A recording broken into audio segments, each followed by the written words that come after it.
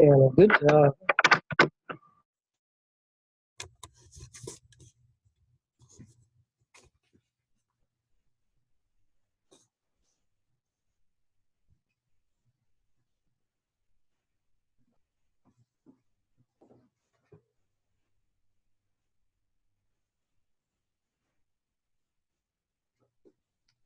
Bonnie. Hey, Susan, how are you? Yes, I'm stuck wearing my silly headphones. That's fine.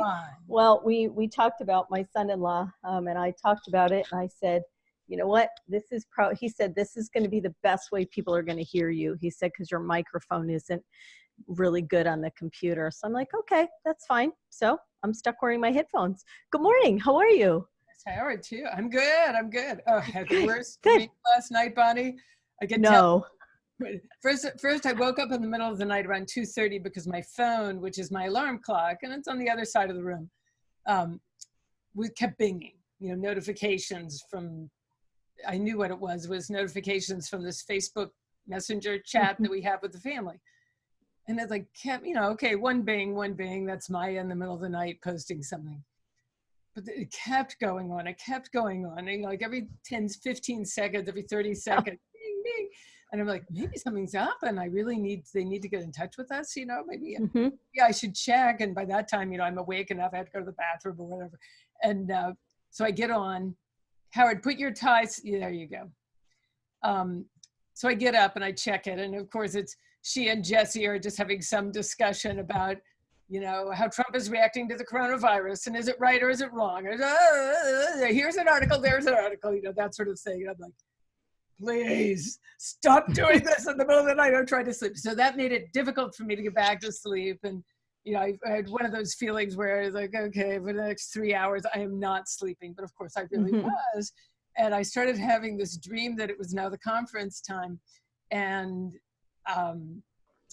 that we weren't at home for some reason. We were out somewhere like a bed and breakfast, just a simple bed and breakfast place. But this would be okay. We could do it virtually, from here. and Howard and I are like in separate rooms or we're in this, I don't know, somehow it gets started and Howard starts and I don't know where he is and I cannot find my laptop. It's gone. And what's up, Howard? I just wanted to make sure my camera went off. Yes, you did. And I can't find my laptop. I can't find Howard. It's now, he's through with his session, which I have not monitored at all. Because I haven't been on. And now it's like well into my session. I can't find it. I'm calling all over this house. This simple bed and breakfast is now morphed into this huge labyrinthine hotel, luxury, spa, weirdo, high-tech place. And I just can't figure out where he is. I'm calling all over the place, yelling down the halls for him and everything. I can't find him. And finally, bing, bing, bing, bing, bing. And my alarm goes off and it's like, thank God. It was one of those dreams where I even was thinking during the dream, like, maybe this is a dream. Come on. It's not a dream. This is happening. This is what it is. The day's got to be better than that. So. Yes, absolutely. Oh my goodness. I made myself get up right on time and got my shower, put on my makeup, brushed my hair. My only snafu this morning was I had sent myself notes that I spent 3 hours yesterday revising for my speech. So I was revising everything, setting it up into slides, and I did all this stuff, divided all up, got up this morning, got on my computer and went to print them out because I thought, okay, I'll have them in front of me. They're all printed out. They're nice and neat. Well, yesterday when I got off of the computer, I noticed that I had sent those notes to myself.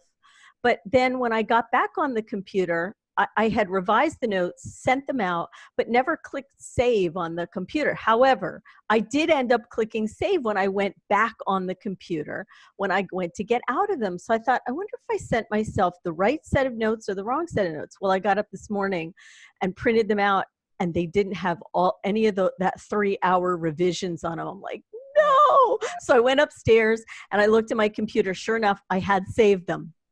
So then I had to resend them to myself, and I thought, okay, if that's the worst thing that happens today, I already have them. They're okay. I saved it. I'm good. Bonnie, I just realized we have 8 participants here, so maybe we shouldn't just be. Oh, yes. Hey, everybody. Hi, everyone. Sorry. We're busy telling our stories here. Right. We'll be starting right at 9 o'clock. Thank you for getting on early. Ah, well, we're humans. We share our stories. Right. We're all home. Great. Thank you for getting up early and getting right on it. Stephen Treadle said he's enjoying listening to our stories. Thank you, Stephen. Did you hear my dream, Stephen? Today will have to be better than that. Hello, Heather. Hi, Heather. Maybe everyone who's joined in, I know you're muted. If you could maybe just type in the message thing where you're from, if you want, and if you have a high school student or you're new at this, or what your situation is, that would be fun.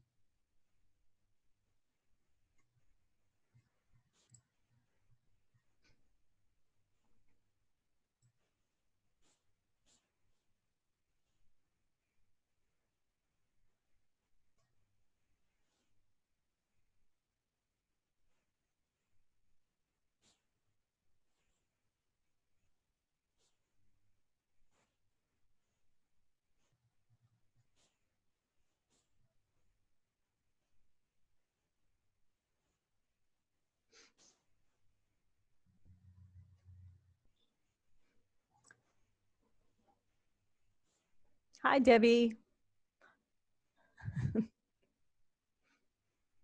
Just saw your from Oil City and evaluate. Great. Gisela. Hi, Gisela. How are you? Oh, there's McCunchy. Okay. Oh my goodness. Hey, Gisela. Good to see you. It's going to be fun.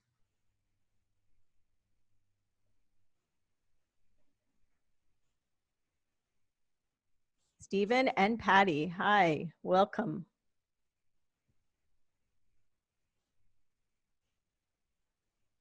Hello, Patty.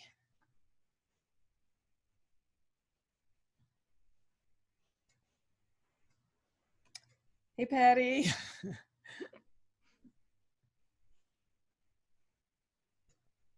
You guys are nice and early. We'll be starting right at 9 o'clock.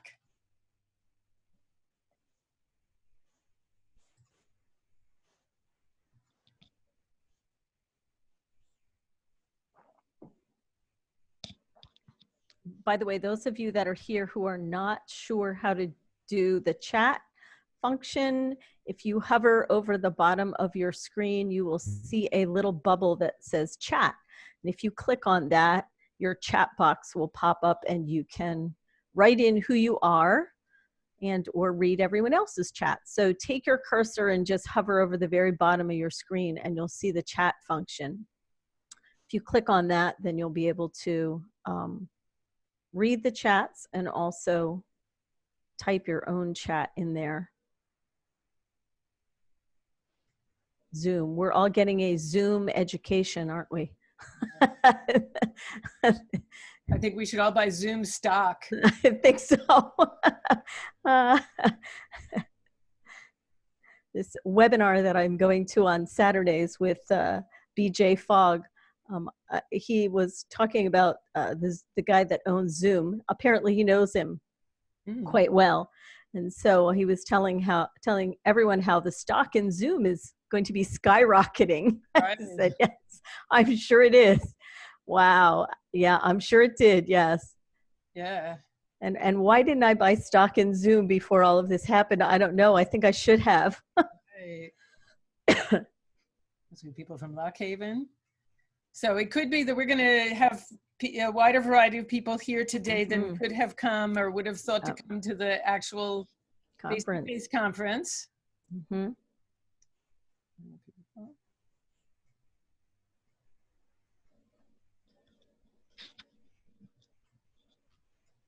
Hey, Nate. Oh my goodness. How are you? Good to see you. One of Bonnie's students. By the way, Nate, I have the quote that you sent me posted up there. That was wonderful. I love that quote. Thank you. Thank you so much. That is my encouraging quote for the coronavirus time. You'll have to share that with all of us. I will, yes. It's a great quote. It's from The Lord of the Rings. It was a yes, quote. yes. Yes. That's going around. Right. Mm-hmm. It's a great quote. Yes, I am doing well. Thank you, Nate.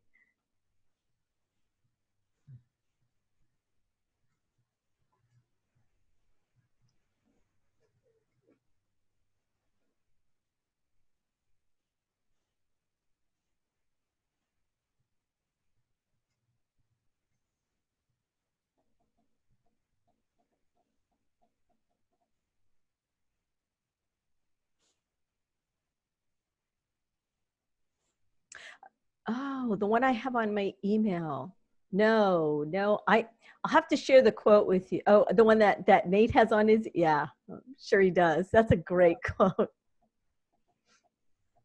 By the way, speaking of in the chat, if you can look at that, I'm now posting a link. Don't fill this out yet. Wait till after the session or at the end of the day. We're going to have a little online survey about the day. So I'm posting the link to that right now.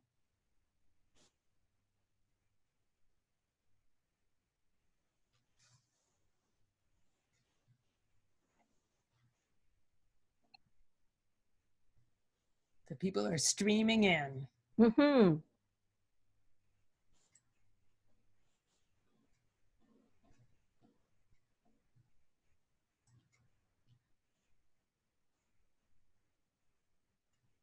We're just asking if people who are just arriving, if you want, if you figure out how to find the chat by going down to the bottom of your Zoom screen and hover around there, and you should see something pop up that says chat.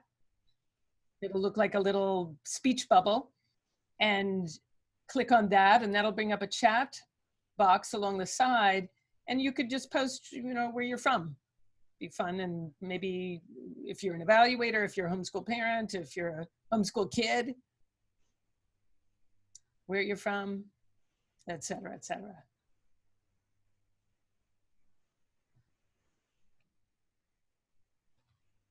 Oh, good. Heather Robinson, never been able to make it before this, but yes, now, no excuses.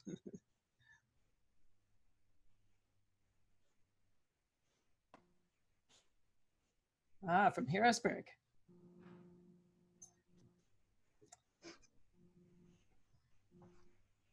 And there's Don Hill in his face mask.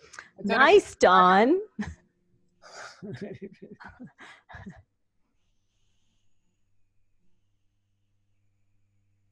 Did you make it yourself, Don?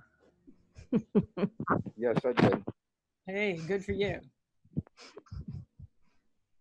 No. Mary made it.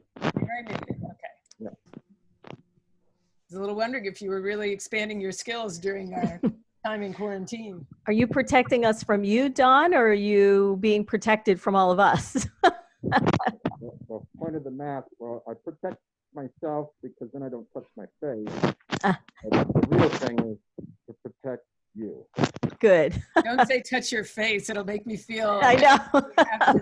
Like I have to touch my face. We could have somebody count how many times anyone on video touches their face.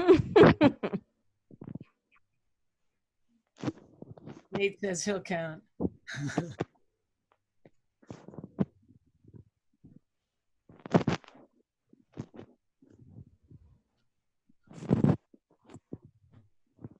So we've still got 5 more minutes. So, Susan, did you say how to? You know, Don, it's hard to hear you with your mask on. Well, listen up. That's it. Do you have a? I'm on a mobile device, and I'm trying to figure out how to do the chat. Down at the bottom of the screen, Don, you'll see if you take your finger down there, you should, which is like your cursor, you should be able to find the chat function if you hover down at the bottom of the screen. Okay, I'll look. that doesn't work, then maybe you can't do it. Well, that's okay.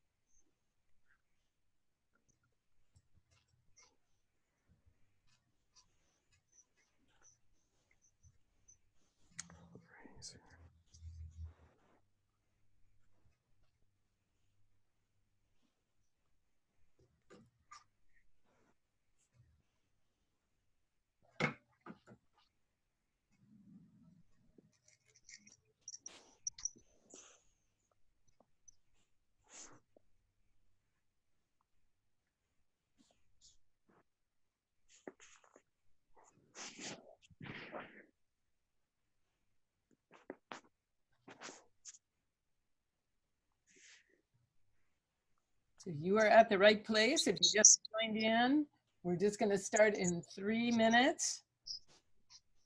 We're going to be starting and stopping everything right on time because we realized after we set everything up that we can only have one meeting going at a time.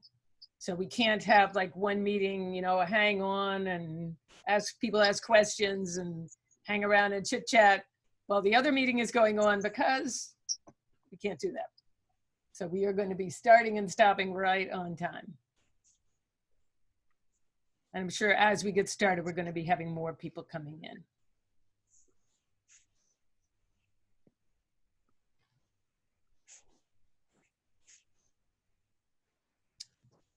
But again, anyone who's just come in, if you want to find the chat function, you'll find it by hovering with your cursor at the bottom of the screen.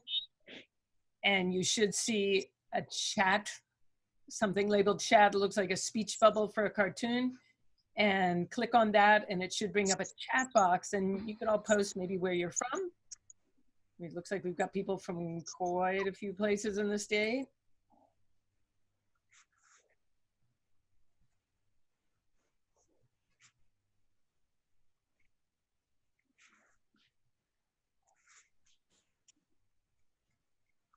Hi, Michelle, welcome. Anyone else that just joined lately, welcome.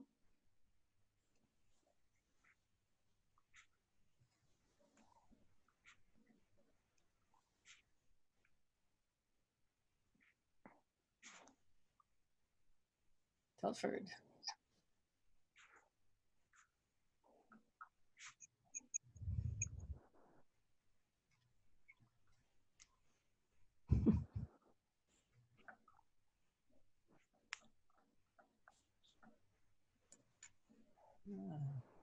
The hugs.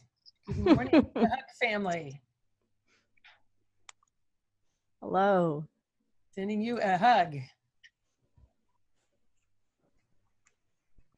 First tadpoles. We've been hearing our peepers outside, which are in the pond, that sound really great at night. I love listening to them. Kira, Claire, yes, Nate. Okay, it's 9 o'clock, so we are starting right on time. Welcome, welcome, welcome. I'm sure we'll be getting more people coming in. That pops up. You can click start video. There's a video camera right. But go ahead. I suggest, since this is going to be our keynote talk with Bonnie Gonzalez, that those of you who do have video on, in just a minute, if you could turn off your video so then you can see Bonnie nice and large. And everyone should be muted as they come in, which would be good. That'll keep our sound quality good. I'm Susan Richmond. I'm with the Board of Directors of the Pennsylvania Homeschoolers Accreditation Agency. You're seeing my home behind me. And I'll be sort of moderating a number of the sessions today and helping leading some also. And just a few things to start us out. Hold on. So again, we're going to be starting things on time for every session. We're not going to be starting late, and we're not going to be going longer. And wait, hold up. Let me just, and again, if you have your video on right now, you can turn that off for now, because you won't, you know, this is not a discussion session. Some of the sessions today will be kind of discussion sessions where we will have everyone's video on who's participating. And if you have any questions during, well, not really during this keynote session, but during the day, if you have questions, you can post them in the chat. And again, this session is going to end very promptly at 10 till 10, so we can be ready for the next session right at 10 o'clock. And with that, I'm going to turn it over to Bonnie Gonzalez, who's a member of the Board of Directors of the Pennsylvania Homeschoolers Accreditation Agency, a long-term evaluator, and she's also a teacher of AP Psychology in our Pennsylvania Homeschoolers AP Online program. And Bonnie's a dear friend of mine. Bonnie and I are partly missing not having the real conference, because we always go for about an hour fast-paced walk together every conference, and we always enjoy that. And we can't do that this time, but we've had a lot of good Zoom phone conversations. And Bonnie's a dear friend, and I know she's going to have a lot of words of wisdom and a lot of good cheer for us this morning as we're all stuck at home here with coronavirus concerns. So I'm going to turn it over to Bonnie, and I'm going to turn off my video. And again, and thank you for everyone for turning off your video. Have you made me the co-host, Susan? I made you the co-host. Okay, very good. All right. All right, welcome everyone. Welcome to the conference. Yay, we made it, and we're here virtually. How about that? We weren't really sure whether this conference was going to take place, but Susan made the suggestion of having it as a webinar, and so we decided that would be a wonderful thing to do. So thank you all for coming. So this is actually our first ever webinar. Yay! And we made it, and we did it, and it's exciting. All right, so before I get started, I'm going to share my screen with you in a couple of minutes. I've got a PowerPoint presentation that I'm going to share with you, but I want to ask all of you if you are feeling kind of the same way that I am. Recently, I've been having this kind of issue with, I have this, you know, love-hate relationship with the news lately. I don't know about the rest of you, but my love-hate relationship with the news is that I end up wanting to watch the news, but at the same time, you know, I don't. You know, it's really kind of, I don't know, it's kind of scary to watch the news. But I find myself at the end of the day, when I'm sitting down and watching the news, I find myself watching the last 10 minutes. Now, if you come into my house during the last 10 minutes of the evening news, I'm one of those 6:30 evening news people. If you find yourself coming into my house, you actually might find me kind of sitting there with tears in my eyes. And here's my love-hate relationship with the news lately. The hate part is that, excuse me, I actually have to listen to all of the COVID information, which is, you know, for most of us kind of depressing and a bit scary. But the love part of it is, at the end of every newscast, there seems to be these human interest stories lately that really sort of speak to me. And most of these human interest stories have something to do with community. I don't know if you've watched them, but there have been some great ones. Community information about, oh, I don't know, somebody who's now in the community who's delivering things to an older individual who can't get out. Or one that I saw yesterday, that a woman passed away of cancer and no one could come to the funeral. So all of these people kind of took their cars and went through their round driveway. The woman's family stood outside and they went through their driveway to pay their respect. And I thought, wow, what an incredible story. And what happens to me when I watch those things is I kind of tear up and I think to myself, community. That's what communities are all about. Communities are the most amazing things. You ever notice when there's a disaster, we're great at having a community? We might have a snowstorm and we form a community. Of all the people that are shoveling, we form communities in grocery lines. We form communities in elevators that we might be stuck in for a little bit too long.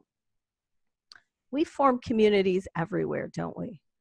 And we formed a very large homeschool community.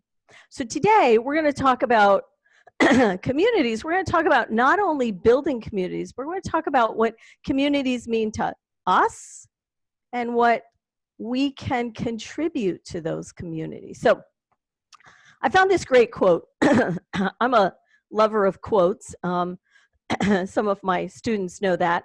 Oftentimes I send quotes at the end of emails that I'm sending, but I found this quote. It's one of my favorites, okay? It's my favorites about communities, I should say. Communities are not built of friends or of groups with similar styles and tastes, or even of people who like and understand each other, okay?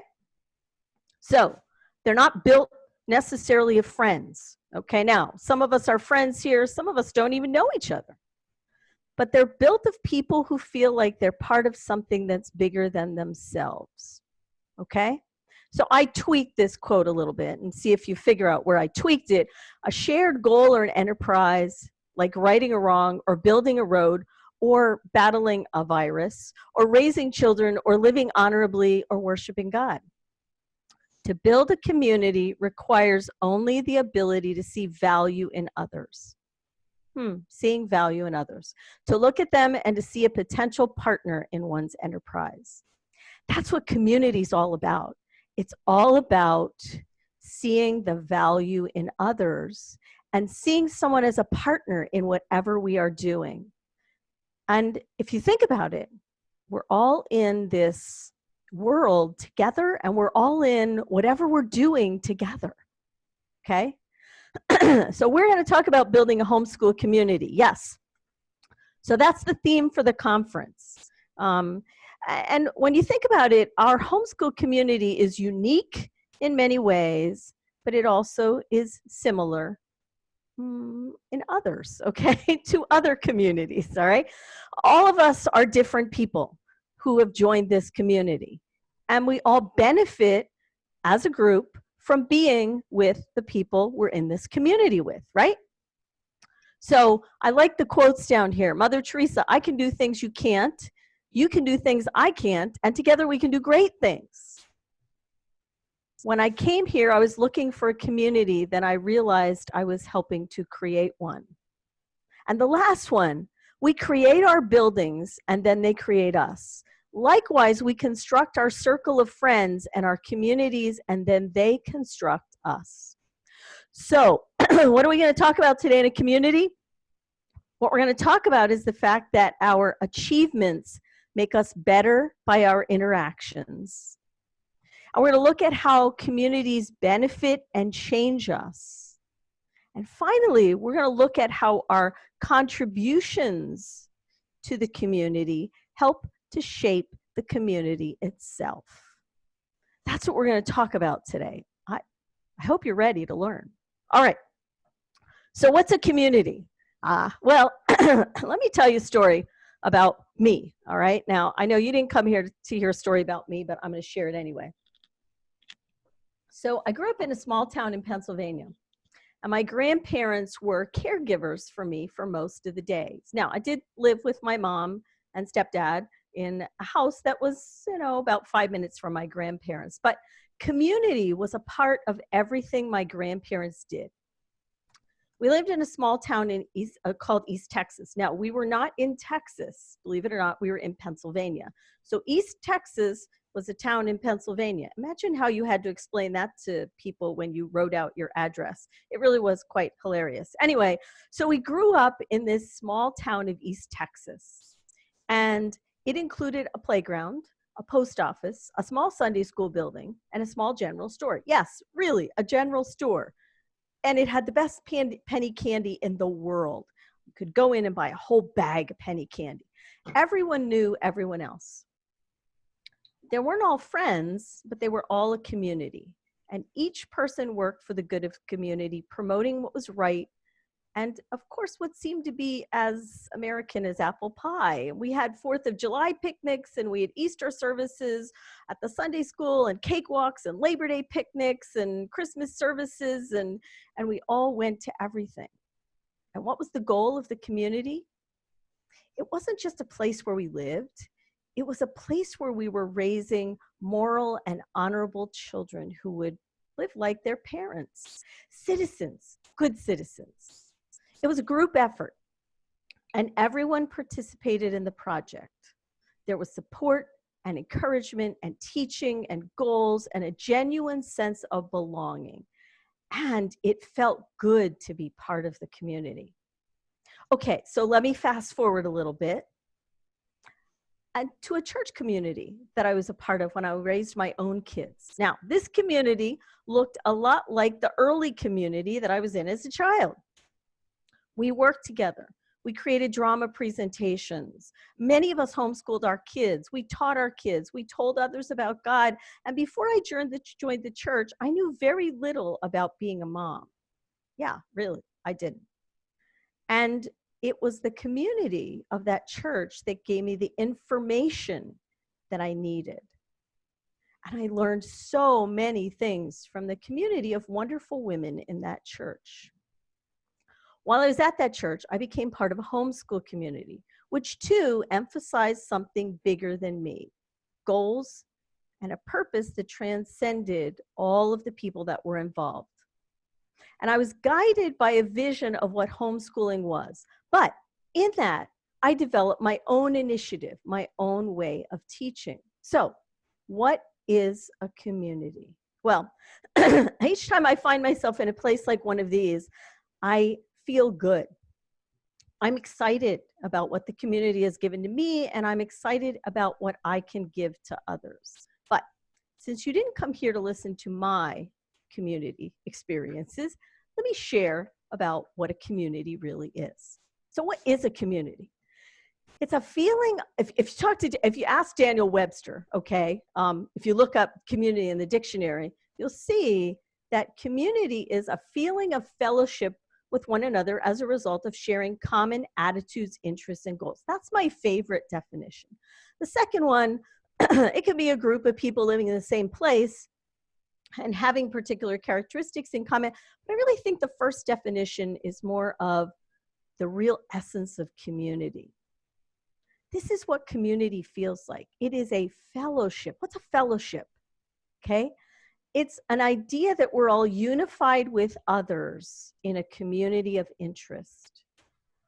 It's a community where we have the same activities, the same interests, sometimes the same feelings about things.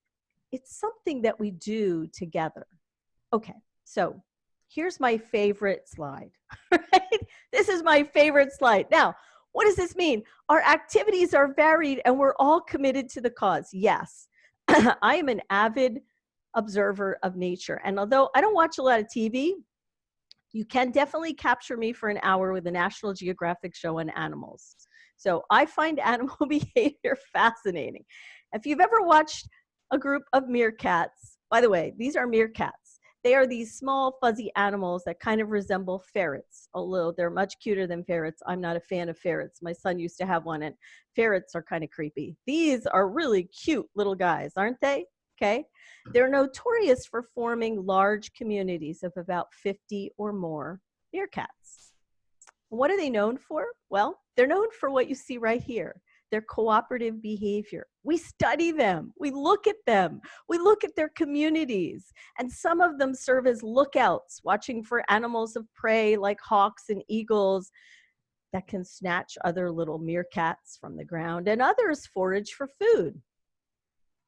And when they do, they communicate with each other by making purring noises. And still others, like this little guy, this little guy down here, they help to raise the young. Okay. Now, I'm showing you this picture, not because I want you to think meerkats are adorable like I do, but rather to let you see a glimpse of community. Okay, yes, community and animals. Now, I understand that, you know, these are animals and we're people and all of that, but the whole idea is the same. The activities are varied, but we're all committed to one cause. Okay. So when I think of community, I have to ask myself, why am I committed or even willing to be a part of a community? What's the point of being involved in a community? After all, I could do things myself. I can certainly homeschool myself. I can do all of those things by myself. Sure you can. Okay. We look back at the meerkats and we see that their community was for survival. But what about us? Is our community for survival? Well, sometimes it is. Certainly in the present crisis that we're in now, having community is really important. But communities, when you think about it, are like families or like well-run machines or like great factories that produce something. We input our work into the community and it gives us what we need for our survival and the survival of others. What do you mean survival? Yeah, we really do need communities to survive. Look, communities, this picture I thought was the most marvelous picture. To me, the center of the picture is this communication tower. It's this tower that actually allows us to be in contact with other members of our community. So when we build a community, we are building bridges. We're not building walls, we're building bridges. So let's take a look at what a community means to us, or what it means for us. And then we'll take a look at what we can contribute to our community. So let's first take a look at what a community means for us. Okay, well, I have one of my psych students here today. And so I'm going to share this. He'll get a real big kick out of this. Actually, he was a previous psych student, but he'll get a big kick out of this. Around the second week of February in my AP Psych class, each year we study the topic of motivation. Yes, this is Maslow's hierarchy of needs when it comes to motivation, all right? So when we look at this motivational chart, what we find is that we've got 3 needs on the bottom. Now, if you look at this, actually, this section down here should be first, and this is the second one. So we actually move up the pyramid when we're trying to achieve our needs. We're moving up the pyramid. So the first and most important basic needs that we fulfill first are physiological needs. Yes, we need to eat, we need to drink, we need to have clothing, all of those physiological needs. Then we move up, and the next ones that are important are our safety needs. Personal security, employment, resources. Do you notice though that the third one, the most important one after those really basic needs, are a need for love and belonging, a sense of connection. Wow. Those things are really important. Okay. And if you doubt that, just look around you. Okay. As you go down the street, what do you see? We see people sharing and talking to each other on their cell phones. We see people talking to each other in grocery lines, in elevators. Our need to belong is very much rooted in who we are. We are hardwired to belong. And we go to great lengths to be a member of a group. In fact, we even become members of imaginary groups called granfalloons. Granfalloon? What's a granfalloon? A granfalloon is a term that the author Kurt Vonnegut coined in his 1963 novel called Cat's Cradle. It's a group of people who affect a shared identity or purpose, but whose mutual association is meaningless. Yes, meaningless. Okay, so you're stuck in an elevator and all of a sudden the elevator stops and you all become a community. That's right, you do. You talk amongst yourselves, you try to figure out what you're gonna do, you share things, you might even share things about yourselves, you might cry, you might do all kinds of things, and you form this grand falloon. It's a community that really has no purpose, but we form groups so easily that it just evolves, okay? Not only do we form groups, but we work really hard to be accepted by a group. Every group that you belong to has norms, yes, ways of behaving and ways of not behaving. And if you just doubt this, watch a group of teens for about 2 or 3 hours that are together. All of a sudden, they've formed some wonderful connections, and they've got rules about what they're supposed to do and what they aren't supposed to do. There's all kinds of things that occur when we form communities. I'll tell you a really funny story. Research in psychology has shown that even when we are playing a chess game with a computer opponent, so if we have somebody else that's an opponent of ours that's live and they're playing a game with us, or even if we're playing with the computer, we change our behavior so that the computer or the other people we're playing with on the computer don't reject us or don't stop playing with us. Yes, how about that? We are so interested in belonging and being a member of a community that we will do all kinds of things to feel like we belong. Now, how about our community, okay? We interact with others who are like-minded. We share crazy ideas. We gain mutual support from each other. We help others handle major life problems, and we give them new opportunities, and we give them things that some members of the group don't have. If you're not a member of the group, sometimes you don't have access to certain things. I'll tell you, being in a homeschool co-op was one of the most exciting adventures that my kids and I ever participated in. Parents shared their homeschool experiences with kids, and the kids enjoyed the sense of camaraderie. It was nice feeling like we belonged somewhere, because, you know, it's a cold, lonely world out there when you go it alone. Okay. Communities also increase our self-esteem and self-efficacy. Okay, let me tell you about this self-efficacy word, because it's not a term that we use very often. Self-esteem, I think everybody gets that, but self-efficacy is a little different. Let me talk to you about that. So I'm going to talk to you about it by way of an experience I had last summer. Last summer, I had the opportunity to join a new community, okay? And it was really kind of a grand falloon of sorts, all right? So I was put into this group, rather meaningless group, I suppose, of teachers who came from different areas of the United States that taught AP Psych, okay? But it was a grand experience, all right? There were people around me that talked like me and thought like me and got the psychology humor, and it was great. Now, I'm not sure how you feel when you've left a conference, maybe last year's PHAA conference, or hopefully after this year's conference. But normally what you feel like is kind of what I felt like when I was leaving that conference last summer. I felt like I had so much energy for what I was doing. I felt like I could accomplish anything, like I could teach 50 new kids in my homeschool group, or I could explore all these new curricula, or I had all these great ideas for things I wanted to do. You feel energized. You feel like you have the capacity to conquer 1,000 homeschool questions. And this is known as self-efficacy. It's our ability to feel effective in what we're doing. And believe it or not, our communities give us that self-efficacy. We get that from a community. We feel effective in what we're doing.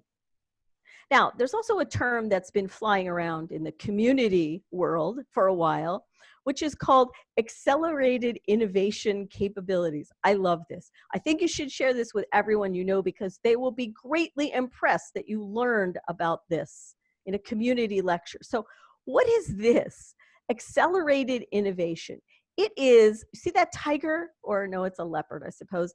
It is a wow feeling, okay? And it comes from being around a community of others with similar interests and goals.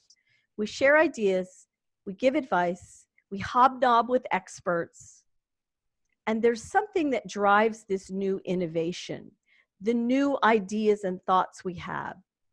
What drives it is our ability to be visible and shine our lights. What do I mean by that? Well, if you're out there and you're sharing what you know, and people know that you're willing to do that, you're shining your light. And then also having a desire to learn. So we want to share and we want to learn. And ideas start bouncing from person to person and they get reshaped as they go. And it's a wonderful feeling. It's kind of like coming to a conference where you get to learn and share with others. Okay. Have you ever noticed that communities also provide inspiration? Well, this is a great picture, isn't it? Okay. From the diversity of opinions, we learn and we grow. All right. So from 1915 to 1924, a group of men that most of you are pretty familiar with, Henry Ford, Thomas Edison, Harvey Firestone, and a whole bunch of more very important people that we knew from that era, would meet for what they called the Vagabond Adventures. These guys met every summer. I think it was wonderful. And what did they do? They traveled during the day. They went across country, they went north, south, they went east, west, they went all over the place. In fact, they started doing it only as men. And then after a while, they said they invited their wives along, but they only took their wives along if they were going to behave and they were going to have to be, you know, kind of civilized gentlemen, because, you know, they couldn't live out in the woods like they enjoyed doing when they took their vagabond adventures. Anyway, they traveled. But at night, they would sit around a campfire. And I love this. This is a quote. The collective brain power crackled around the campfire as Edison recited chemical formulas and told tall tales, while the other men debated a range of topics from current events to the merits of Mozart and Shakespeare. Wow, what a community that must have been.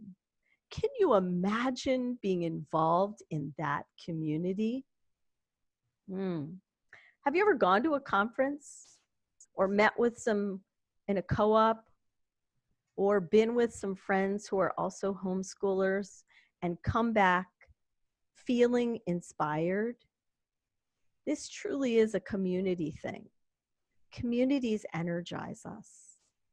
They give us things that we can't get on our own.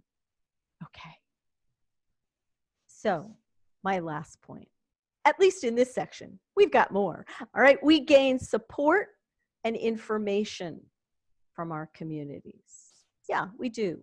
We gain support and information. So, you know, when you're having a tough day as a homeschooler, who is it you want to talk to? Do you want to talk to your neighbor down the road who sends her kids to public school? Probably not. Do you want to talk to your mom or dad who said to you, I don't think you should homeschool your kids anyway. I don't know that it's going to work. No, of course you don't want to talk to them, because misery loves company. And there's no one better that we can share our homeschool struggles with than another member of our community. When I have problems with what I'm doing, I want to talk to somebody who's like me, who's in my community. And whether we are exploring a new curriculum or could use advice on something, or talking about test sites for our kids, or lamenting how little Johnny, who's now 11 years old, still doesn't know his multiplication tables, we want our community. We want some experts that are around us because they provide us with empathy. And empathy, well, if you don't know what empathy is, I'm sure you've been exposed to it. Empathy is understanding where someone is really at. We need empathy. We need somebody that can say, yes, I've worn those shoes. Okay, and I know what that feels like. we need help with handling problems. Sometimes we just need someone else to tell us how they got themselves out of the muck. We don't really need them to give us advice. We just need them to share their experiences. And then communities give us opportunities and resources. Okay. I can well remember talking to lots of people who would say, actually, I can remember one of my fondest memories was being evaluated by Dr. Richmond, who would sit down and I would say, I'm not sure where to go with math. And of course, he was part of this homeschool community, and he would say, oh, well, have you tried this? Have you thought about that? What about this? And I would walk away feeling like, oh, I would never have had access or even thought about those resources. Communities also provide support in times of crisis.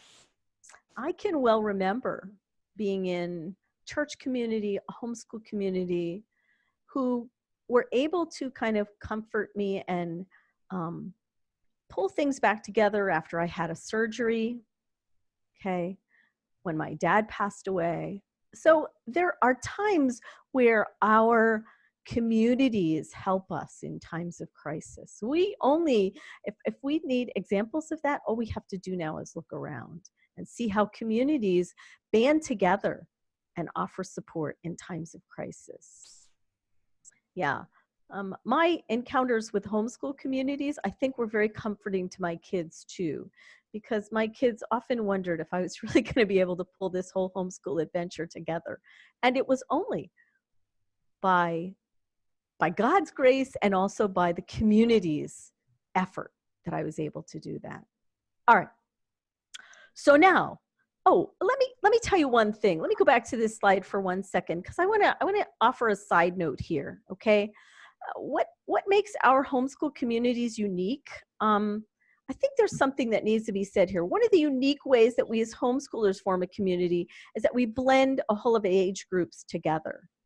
We're unique in that most of our community members are our friends, and they're people that we spend time with, maybe in church, maybe in outings, maybe even on family vacations and trips. And this makes our homeschool community even more beneficial because it serves two functions. It's supportive and it's educational. Okay. All right. Now, let's talk about paying back to our community. I like this slide. Isn't this great? I mean, look, who's the buildings here? Who are the buildings? Who builds the community? What is a community but people? Okay. I copied that quote again. When I came here, I was looking for a community. Then I realized I was helping to create one. Yes, that's what we're doing.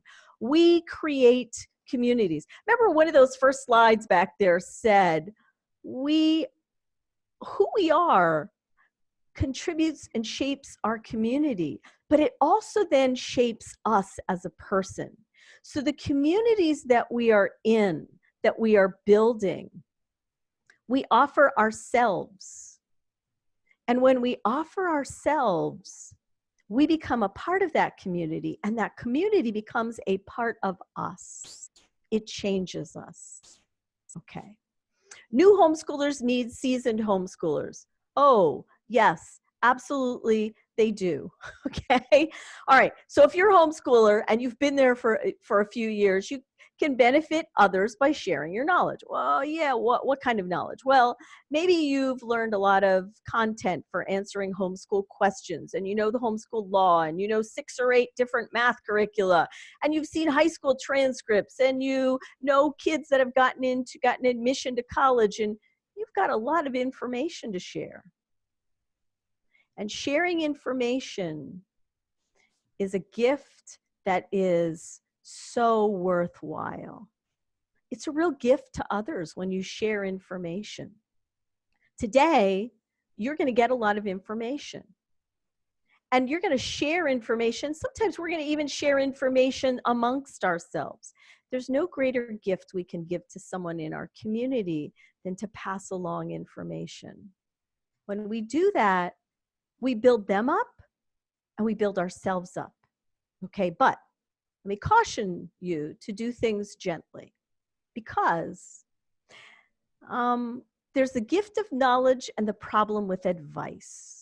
Okay, now, this was not my own thinking. I read a great blog by a woman by the name of Jeannie Falconer, and she talked about the fact that the gift of knowledge is a wonderful thing. Giving people information, it empowers them. It helps them to make their own decisions. It allows us to recognize that their homeschooling experience is unique and not like ours, because what worked for you might not work for them.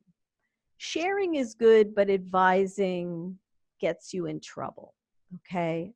Because when we give advice, sometimes what we do is it requires the expertise that we may not have, and it sets you up as the expert, and it really doesn't allow other people personal growth, okay? I've watched people talk to other homeschoolers, and sometimes it makes me upset when they actually say, you have to do this, or you should do this. Sometimes it's good to give advice if you really are the expert, but if you're just on equal footing in your homeschool journey, then I think sometimes it makes you, as the advice giver, more important than you need to be, okay?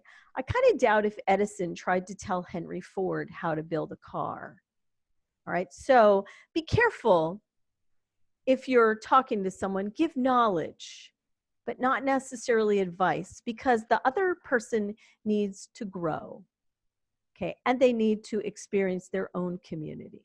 All right, now I've got to hurry up here. The gift of listening, okay? How else can we support others on their homeschool journey? Well, listen, yes, listen, use your ears, listen to show you're interested, okay?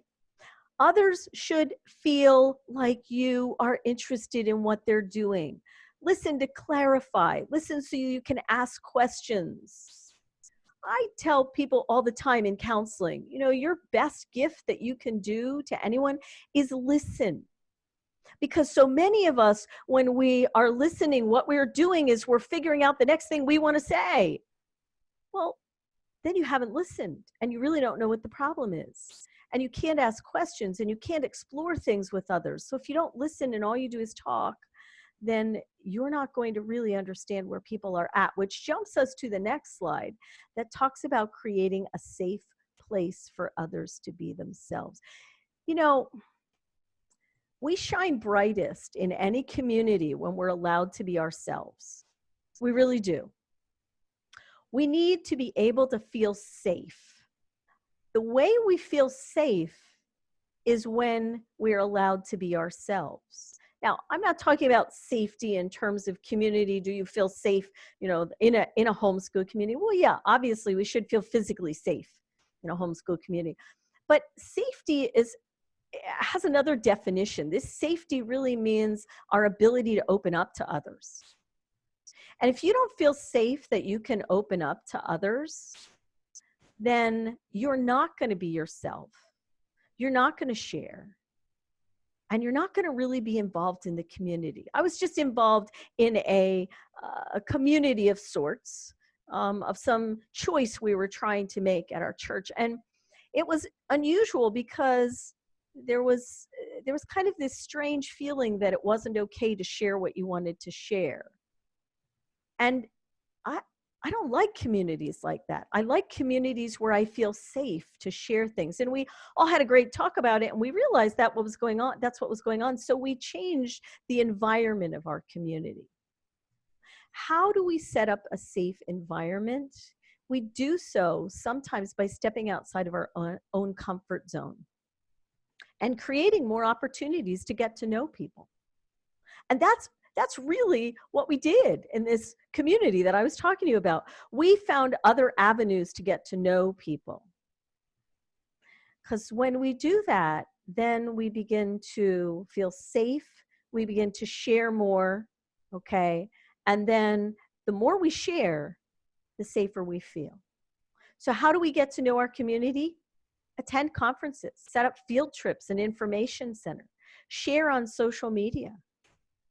Be willing to put yourself out there, Because if you're not going to be a part of the community. No one's going to know you, and you're not going to feel safe in that community. You're not going to feel like you really belong. Okay. And how do we provide inspiration? Oh, this is a good one. So communities should provide inspiration to each other. Well, tell your story. Tell others about the failures that you had, and of course the successes that you had.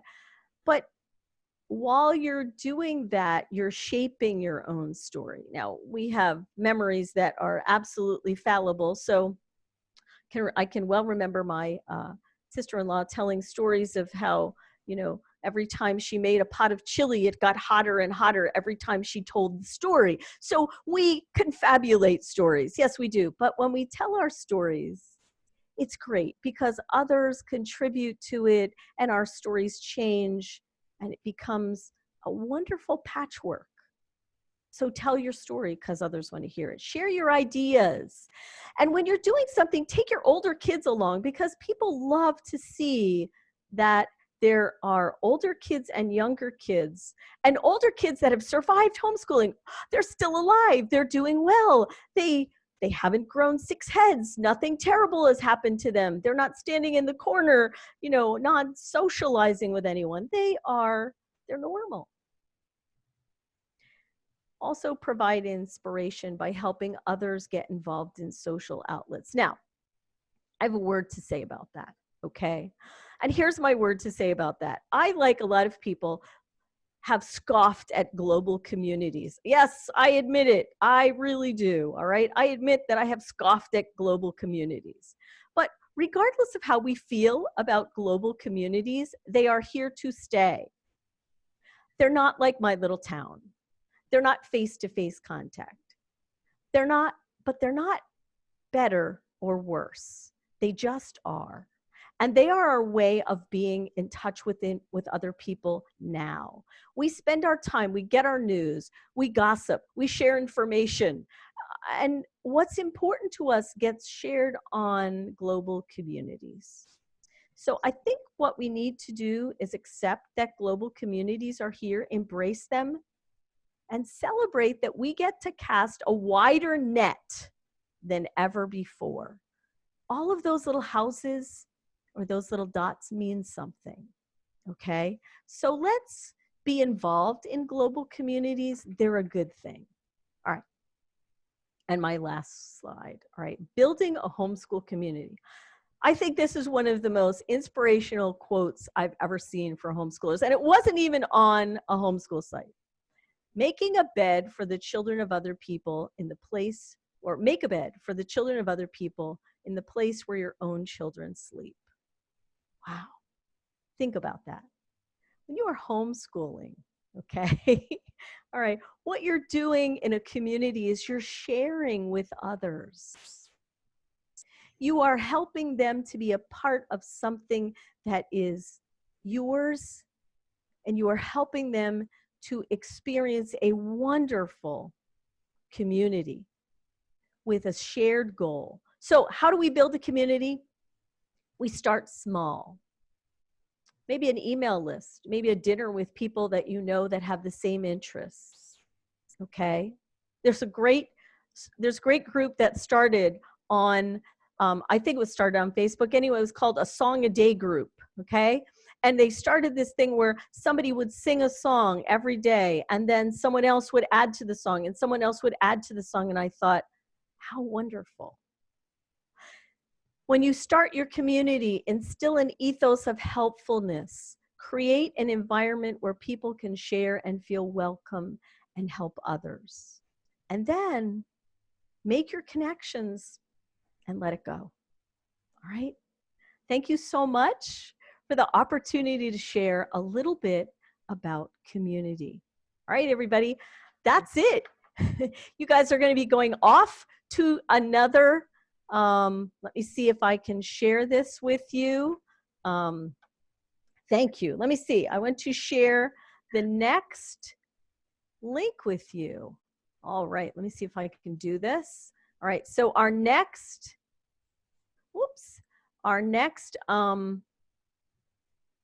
Oops. Give me a second here.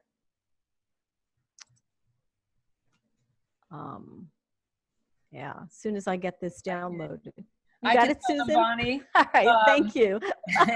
I was desperately trying to figure out where that was. So, first of all, I've just posted on the chat, which again you can find by hovering around the bottom of the screen where Bonnie's showing up, right below her. Just hover with your mouse, your finger, and you'll see the chat box. Click on that. And I have a link to the online survey. This you can fill out at any point in the day, and it will help you, just add your thoughts about how today went on our first online session. You can, of course, post a little comment right here. That would be wonderful.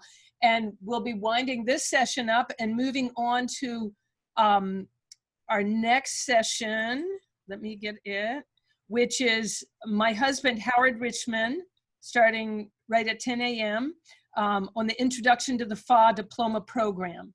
And I'm going to put that link up in the chat box again so that you can find that. And if you have information about the conference, you probably have that link. Every session will be a different link.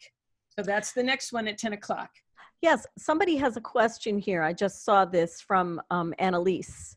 Any tips from anyone about how to gather groups in local libraries other than posting a friendly poster on the community bulletin board? And that hasn't worked.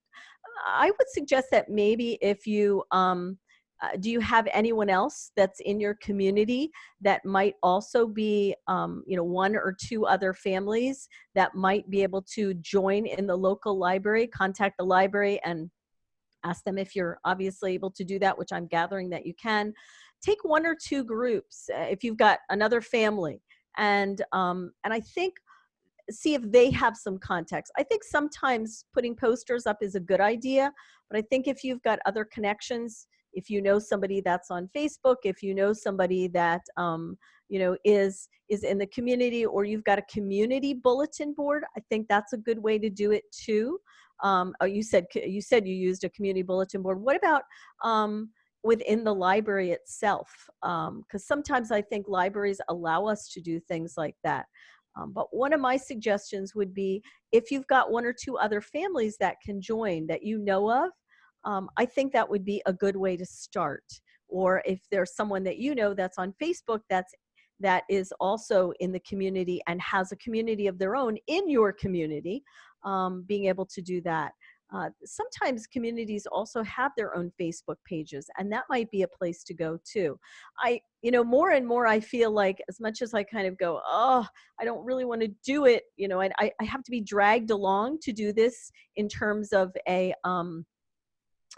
it does tend to be that sometimes, Don, a couple of families at the library does become full, but I think that's good. I think the library likes that. More and more though, as I get dragged along into doing this via, the internet, I can see the benefit of trying to connect with people that way, and then trying to pull them into something. And who knows, maybe if you get large enough, you'll have to find another space.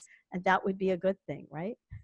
Okay, we're going to have to end this session now. Thank you so much, Bonnie. It was really inspirational. Thank you to everyone who came. Thanks, everybody, for coming. The video. We'll be able to post this later, and we'll be saving the chat also. So thanks so much for your comments there. Thank you. It was wonderful, really inspiring. Thank you, Katie. All right, bye-bye, everyone.